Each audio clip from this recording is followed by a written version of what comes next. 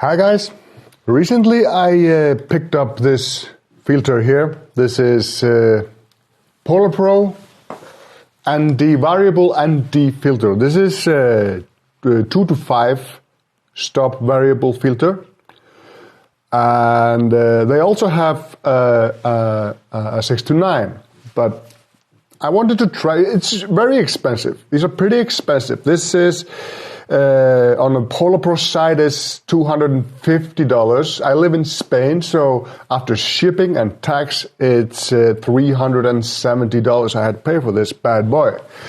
And so before I bought the two, I wanted to try one. Before I got it, I spent a lot of money in rubbish variable NDs. They all have this problems with this shadowing effect. I'll come back to that later. I watched a lot of reviews about this filter, and most people seem to agree with it that these are very good filters, bit pricey but very good. So I got it, and I'm happy with it, but I found a major issue with this filter, which I haven't seen. After I looked for it, I seen one guy talk about it. I agree with most people that it is a good filter, but it has that issue. And so what I'm gonna discuss here in this video, I'm gonna show you what I found. And like with every review, basically I do. I'm just gonna figure out if I think this filter is worth the price tag they put on it.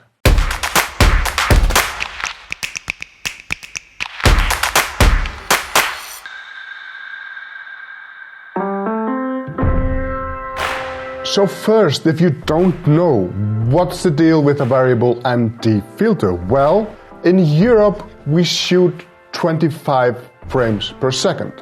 In the US it's 30, and that has to do with electricity. If you do it wrong, your lights may flicker.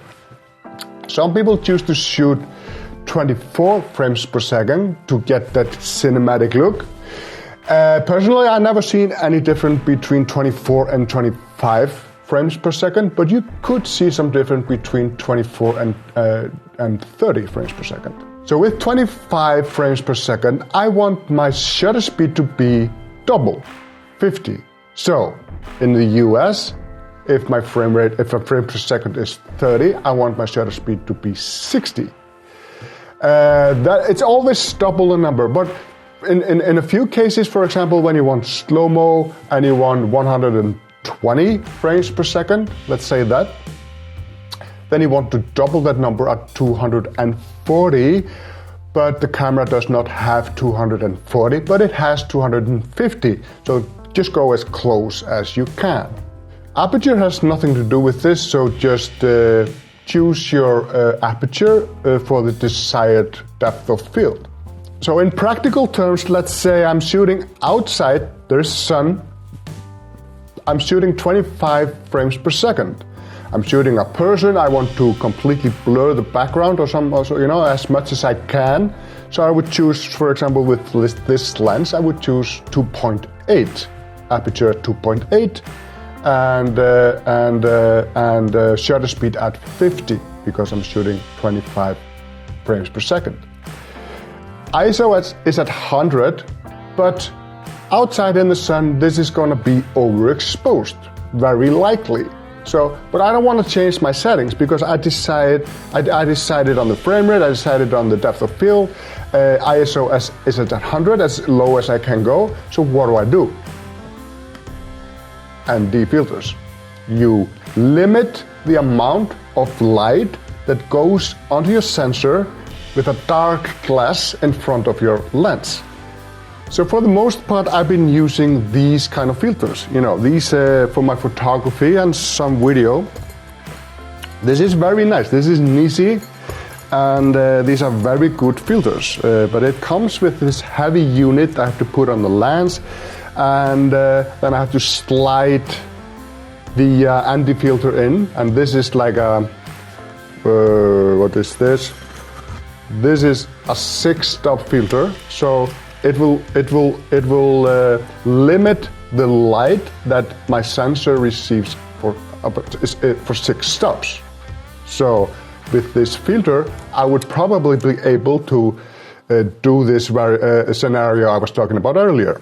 But when I'm out shooting for YouTube, for stuff like that, this is, on a gimbal, it's gonna be front heavy. It's just like problematic to have to change this every time every time the light changes. So the solution for that is a variable ND. So this is just 6-stop. This is 2 to 5 stops. So now it's 2 stops, and you can see through it here. Now it's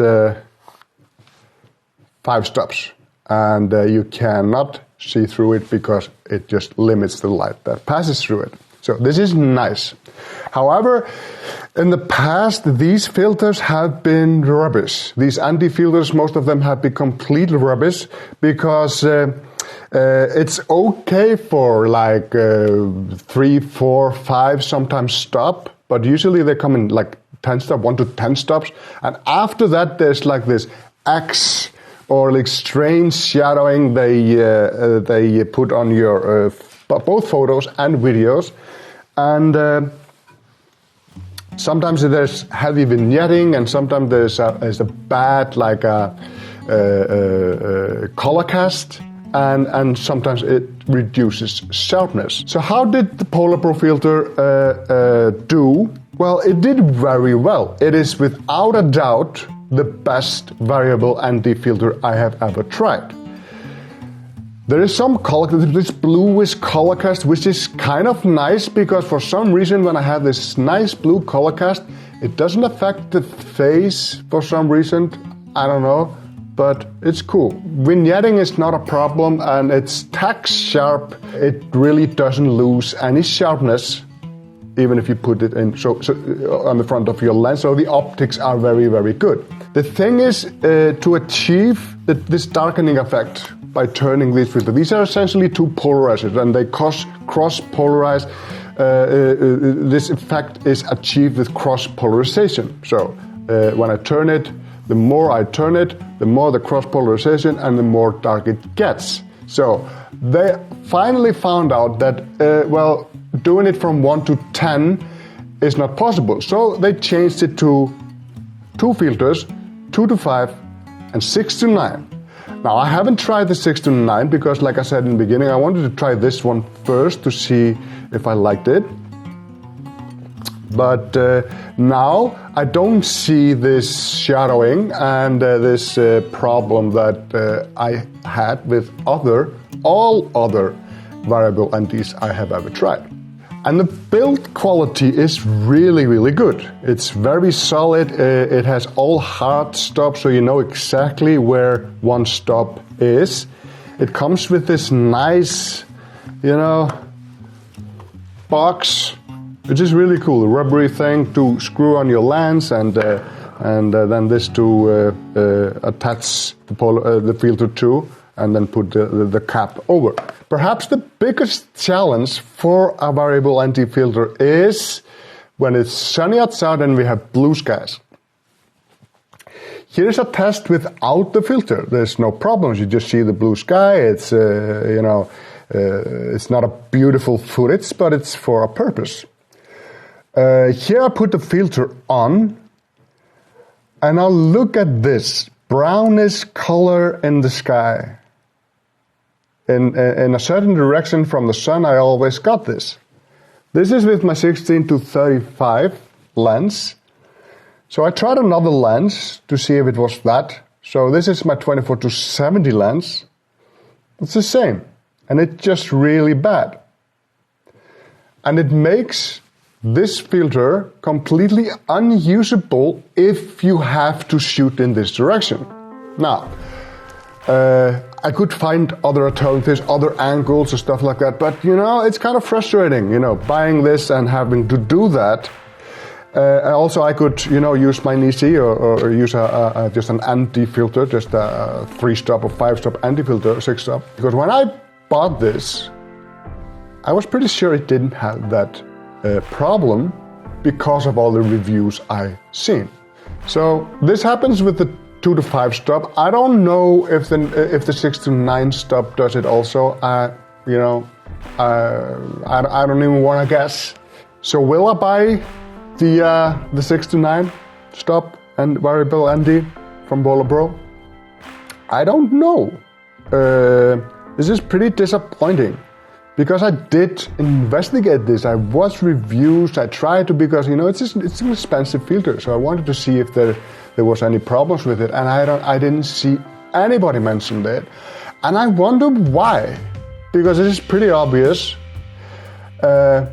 And I saw one guy do it after the fact. After I saw this, I tried to look for it on YouTube, and I found one guy that also was reporting from this. And I don't know why people fail to mention this. Maybe they didn't test it properly, or maybe they are afraid of losing brand deals in the future. I don't know. It's just all speculations. But it pissed me off. But can I use it? Absolutely, I can use it. It's a great filter, just has this problem. Is it worth the $250 price tag? Well, in my case, $370 price tag. It depends how you look at it. If there's nothing better, if this is the absolutely best you can get, then I guess so. But I've seen recently other filters, like a filter from Freewell, that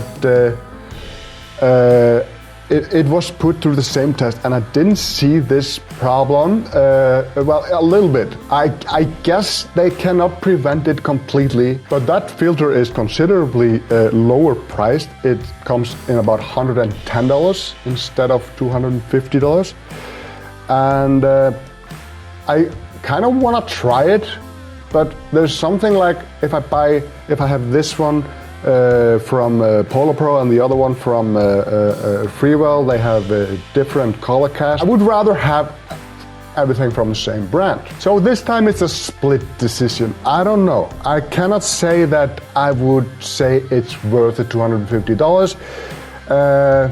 Like I said, if you have no other option, I guess so. It has this one problem, but other than that, it's a great filter. So I guess I will just leave it at that. Thank you for watching.